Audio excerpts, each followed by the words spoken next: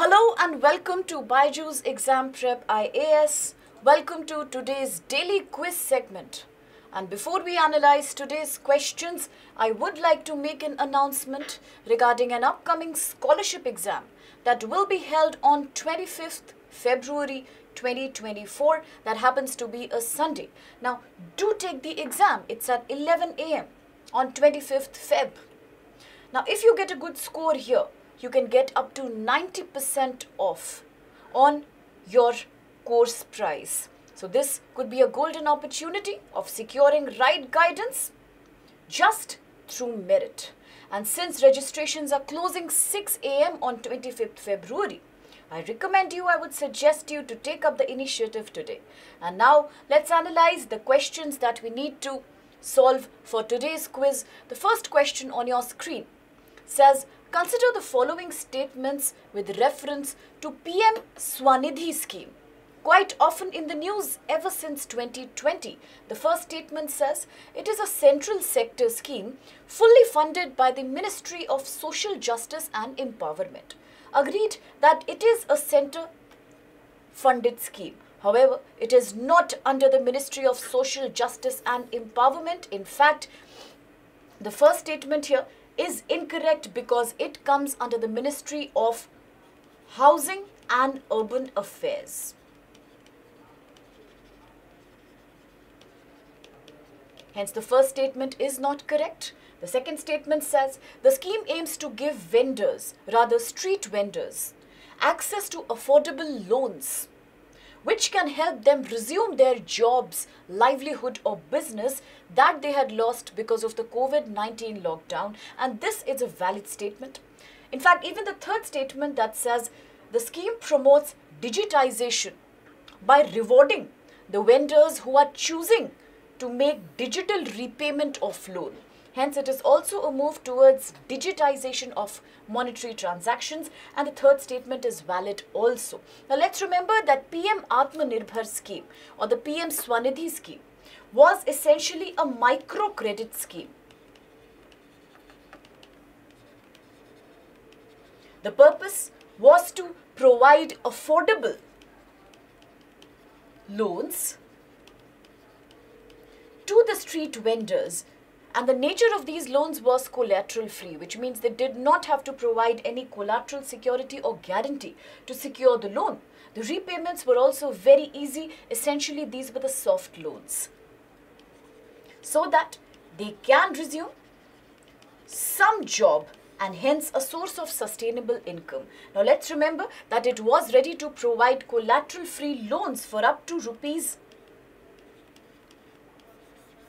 10,000 on yearly basis, and hence the scheme was meant to uplift the urban poor. And the second and the third statement here are valid, making C as the correct answer. The reason why we took up the question today was because of a release from the PIB which said that the government has inaugurated Rashtriya Udyamita Vikas Pariyojana under the Skill India mission with the purpose to empower all the beneficiaries who were the targeted beneficiaries under PM-SVANidhi scheme. Now, this shall be launched in about 9 cities as of now. The purpose will be to promote further skill enhancement and self-income generating power in the urban poor. With this, let's proceed with the second question on the screen. It says the GI tagged handicraft product. Now, the geographical index tagging, very often in the news, is an initiative of the government to provide some kind of recognition to products that come from various local regions and communities in India. It's almost like a patent that's provided that works as a guarantee of purity and authenticity. Now, in this regard, the GI tag handicraft product named as Hmaram or sometimes Hmaram is associated with which state among the following? A is Manipur, B is Nagaland, C Odisha and D Mizoram. Now, talking in reference with the product Hmaram, let's remember that essentially it is a fabric, a traditional fabric that is known by its elaborate traditional designs, and it hails from the state of Mizoram. D here being your correct answer. It is decorated by the artisans to be worn on special occasions, festivals and functions, particularly by women.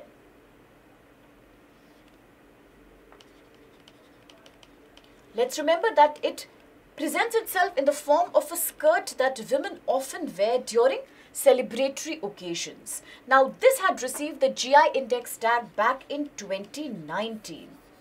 And on this note, let's also remember that another very, very famous art fabric which is often in the news from Mizoram happens to be the puan. This also refers to a very traditional attire or a traditional piece of clothing from the state of Manipur. D hence being your right answer. The purpose of this question being in the news today was an article in the Hindu that pertains with Indian economy. It says how Meghalaya's special variety of turmeric, known as the Lakadong turmeric, is today under threat because of fake varieties, because of cheap copying and cheap plagiarism. People are producing fake varieties of this pure product, and hence it is a danger to not only the heritage that belongs to the state, but also it is dangerous because it defeats the whole purpose of GI index tagging. And therefore, the Agriculture Minister of the state has said that most of the other states in which the original turmeric is being mislabeled and being sold as a GI tag product has to be accounted for. It has to be tracked so that the pureness and authenticity remains unquestioned. With this, we proceed with the third question on the screen, and this is with reference to a scheme.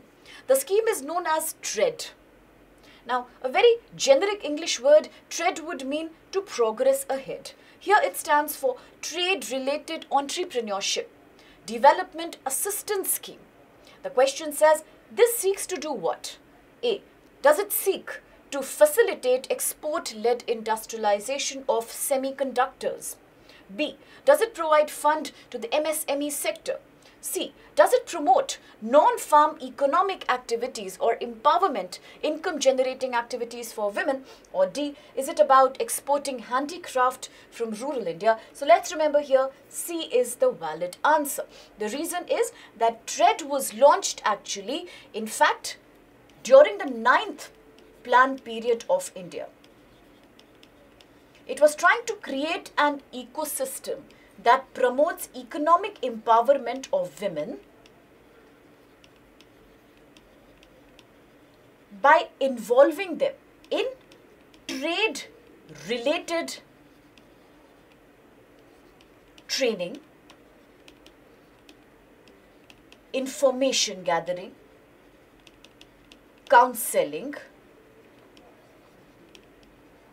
and other extension activities. The purpose was to promote the industrial employment of women, and hence C here becomes the valid answer. The reason why the question became important was again because of a PIB release which said that how iCreate, Microsoft and MITI, they have joined hands to transform and change India's startup culture in the artificial intelligence segment. Now, the purpose is to empower Indian women. Now, recently we have been speaking about many other such schemes that seek to promote women employment in technology, in the industry. For example, the Kiran scheme.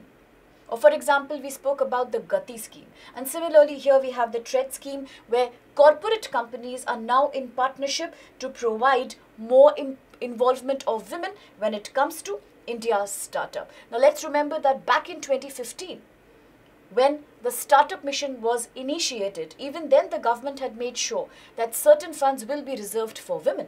Even under the Skill India mission, the government had made sure that the commercial banks have to finance women entrepreneurs on a fast-track basis. But however, the entrepreneurship rate among Indian women is still very, very low as compared to the global average. And therefore, schemes like this only promote women involvement in the startups of today. And with this, the fourth question talks about a vaccine. It says the World Health Organization has pre-qualified the R21 Matrix M vaccine to prevent which among the following diseases? The options are A. Malaria, B. Measles. Now, measles is quite in the news right now because many countries are witnessing quite a surge in cases of measles. C. Meningitis. And D. Is it monkeypox? Again, quite often in the news, being a zoonotic disease. So here the correct answer is A. Malaria, a disease that is contracted through mosquito bite and yet highly fatal. The cases of mortality very, very high, especially among developing countries, not only in South Asia but also in sub-Saharan Africa, children being severely impacted victims. And therefore, here the vaccine talks about how back in October 2023 itself, the World Health Organization had added this vaccine, R21 Matrix M, to its list of pre-qualified vaccines. The purpose was to prevent malarial cases among children. Now let's remember that this vaccine works by targeting the plasmodium, that is referred to as sporozoid, because this plasmodium sporozoid is the first to enter human body when a person is contracting malaria.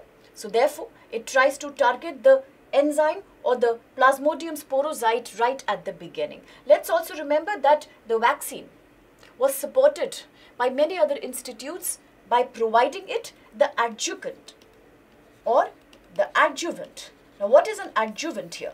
In this case, an adjuvant added to a vaccine becomes that ingredient which helps by increasing immune system reaction towards the vaccine. So hence, let's remember here A. Malaria is the correct answer, often contracted through the Aedes mosquito, and hence the vaccine was initially approved to be used in certain countries of Africa. And therefore, let's also analyze why was the question in the news. Again, because of a release from the PIB which says that Indian government addresses the World Health Organization's launch event of Global Initiative on Digital Health. Now, this Global Initiative on Digital Health is a platform launched by the World Health Organization in partnership with the Government of India. It is launched as a part of G20 Health Working Group meeting. So, in this regard, we picked up the question for you. And now let's proceed with the PYQ that is coming to you all the way from 2015. And the PYQ says that the provision in the 5th schedule and the 6th schedule in the Indian Constitution are made in order to take care of which of the following? Is it A, for the interest of scheduled tribals? Now remember, although many tribals in India could belong to the vulnerable community, some could be the particularly vulnerable tribal groups. However, scheduled tribes is a label associated with those which the Constitution recognizes as being scheduled. So, scheduled is a constitutional category, whereas a tribe could be a cultural, anthropological or a social category. Remember the word schedule. Now, B, determine the boundaries between states. Is it D, to determine the power, authority and responsibility of panchayats in India? Or is it D, to protect the interest of border states? So here clearly it's a very easy question. The answer happens to be A. Why? Let's remember, it is the 5th schedule of the Indian Constitution that talks about management, administration and control of certain areas that are referred to as scheduled areas or tribal areas. Often, the 5th schedule will take care of management and control over scheduled areas or tribal areas spread across 10 states in India. Certain examples could be Rajasthan, Gujarat, Madhya Pradesh, Andhra Pradesh. It could include Odisha, right? So that's the 5th schedule. But there are certain states which have such tribals which are considered as anthropological specimens, which means that they have a very, very distinctive language and a very distinctive racial composition. And hence, separately, there is a 6th schedule which deals exclusively with the tribal areas mentioned in the 4 states of Assam. We talk about Mizoram. We talk about Meghalaya. as well as Tripura. So these are the states that are covered under the 6th schedule, making A your valid answer.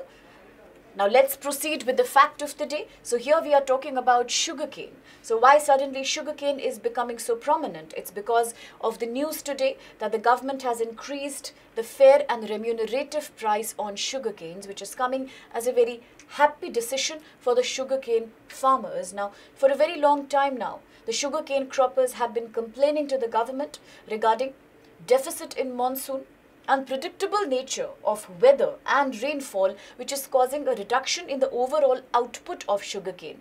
Because of this, the cost of production for the farmers had shot up, and they were constantly demanding a higher FRP on sugarcane. So today, the decision of the government comes as a respite to them. So therefore, we picked up sugarcane for analysis. Let's remember sugarcane is a kharif crop of India. Let's also remember that typically it grows in tropical and subtropical climate. It does very, very well in hot and humid climate with a temperature averaging about 21 degrees and 27 degrees. And that's also the reason why the top-notch sugarcane producing states in India happen to be Maharashtra, Uttar Pradesh, all of which are absolutely suitable for this cropping. So sugarcane is also a long duration crop. It typically requires, say, about 10 months, 1 year to 15 months to actually mature, depending on the suitability of geographical conditions. Now, India also is the second highest producer of sugarcane in the world, right after Brazil. Talking about which state in India registers the highest sugarcane production, now that is Maharashtra, which has been producing over 138 lakh ton of sugarcane in just the previous financial year 22-23. And on that note, let's remember it is also a multi-purpose crop. Now, multi-purpose crops are those which end up producing inputs for many other industry, but the side products of the crop can be utilized for many other purposes. For example, sugarcane crop is not only used for making sweeteners like sugar, India being one of the largest exporters of sugar as well, particularly to Sri Lanka, US. Jaggery, similarly molasses and even paper. Now sugarcane, all the byproducts that it is created are also of extreme utility in the sector of ethanol manufacturing. Now, ethanol has constantly been in the news. You know why? Because of the blend between ethanol and petrol. One of the targets of the Indian government to reduce its carbon footprint. Also, in paper industry and for creating bio-natural fertilizers. So, sugar mills, they usually divert extra sugarcane for ethanol production. As we said, it's normally blended with petrol so that it becomes a green, clean energy for combustion. Plus, it could also promote the vehicle segment. It could reduce the total pollution that's generated with conventional petrol, diesel vehicles. Therefore, it also helps us in bringing foreign exchange because it reduces the dependence on crude oil imports. And on that note, let's also remember that as Indian government has been committed to be blending 20% ethanol, fuel-grade ethanol with petrol by 2025. Now, this mission was, in fact, seeing a lot of success until December 2023, when suddenly there was a decision taken, which was rather shocking to many. Now, under this decision, in fact, the government, in fact, the Ministry of Consumer Affairs, it decided to ban the use of cane juice or sugar cane juice for ethanol production. The reason is that because of being diverted for ethanol production, the total overall sugar output in the country was getting reduced. If sugar stocks were coming down, it was creating a ripple effect inflation on food prices. So therefore, to handle that, not only did the government announce a ban on sugar export, but also refused cane juice to be utilized into ethanol production. So these are certain debates that we must keep in mind. And on that note, I take your leave for today's segment. I hope you enjoyed it. See you soon with another exciting session. Take care and thank you.